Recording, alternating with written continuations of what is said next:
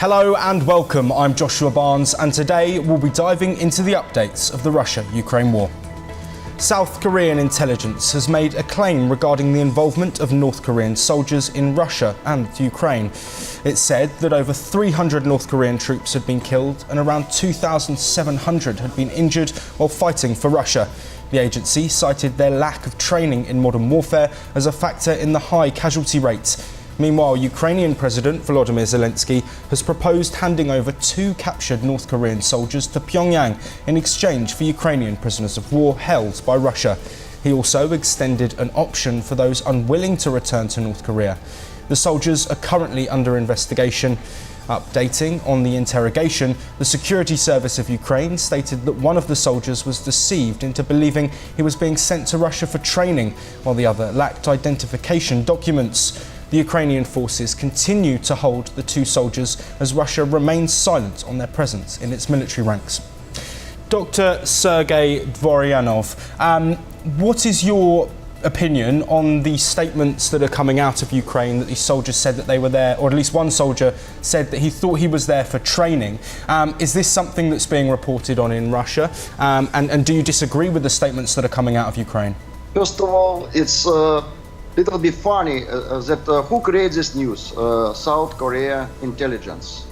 Right now is a so funny situation. We can see that 2 presidents, they have, both of them, some problems with the legacy.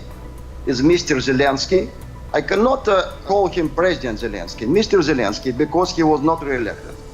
And President of South Korea, who has right now some issues, some problems with impeachment and with opposition inside his country.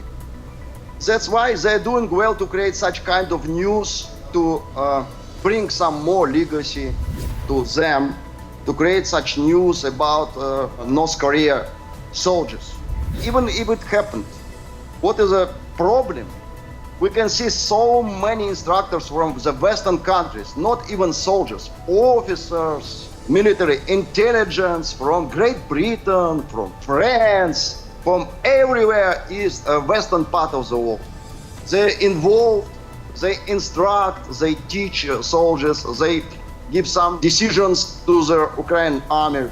And if, for example, we have some agreement between our national leader Vladimir Putin and North Korea leader, who visited our country, by the way. Our leader also visited North Korea. Why not? If during this proxy war, it's very favorable for North Korea to have some experience in the real war. I'm not disputing the fact that the North Korean soldiers are there and asking why. I'm looking specifically at the treatment of the North Korean soldiers that is being reported from Ukraine, reports of mutilation, reports of soldiers not being given training. Beside the point of why the soldiers are there and why the soldiers are fighting, I really want to look at the treatment that is alleged that these soldiers are going through, and I want to get your response on what the reports are in Russia relating to this specific issue. You see, our press secretary of national leader, Vladimir Putin, Mr. Peskov, he very clearly explained we always support humanity.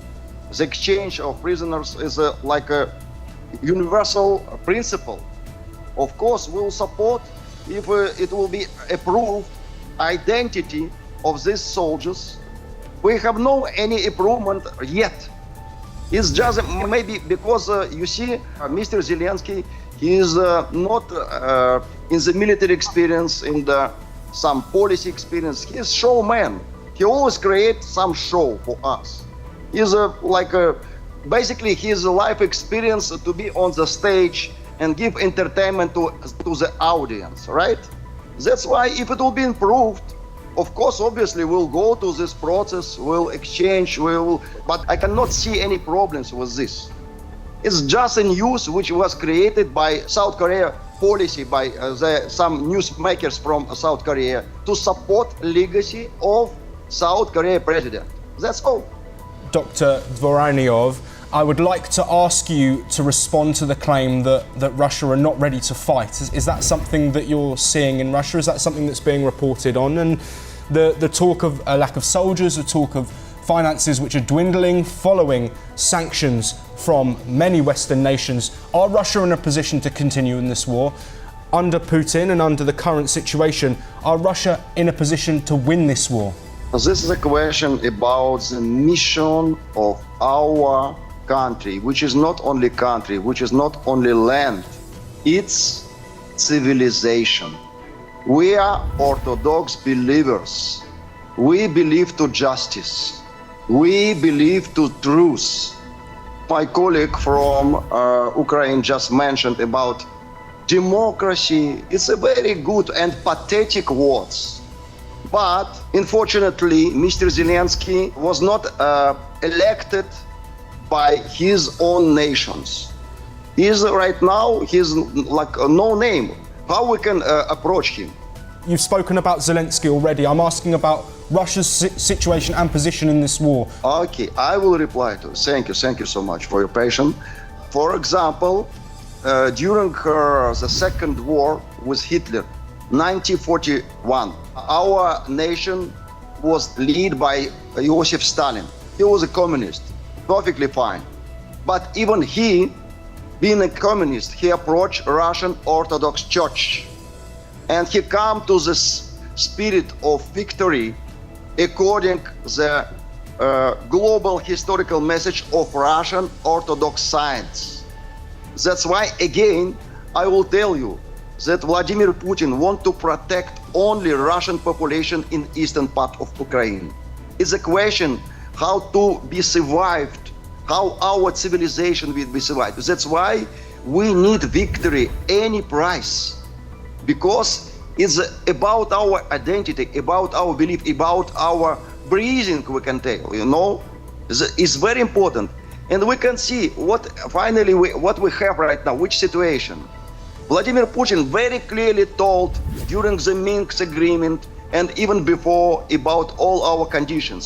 He was, unfortunately, he was cheated by Western leaders of European countries, that even America, that Ukraine will be not part of NATO, and NATO will be not expanded to the east.